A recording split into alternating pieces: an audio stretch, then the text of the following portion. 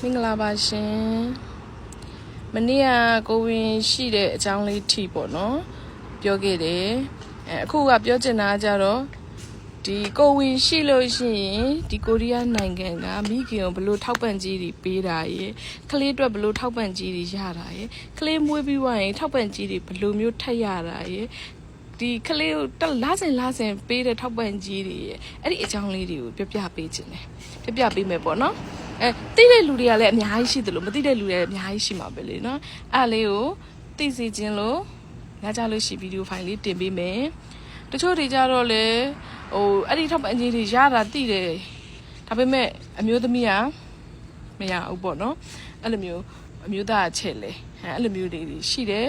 တချို့ကြတော့လေအဲ့ဒီထောက်ပံ့ကြေးကို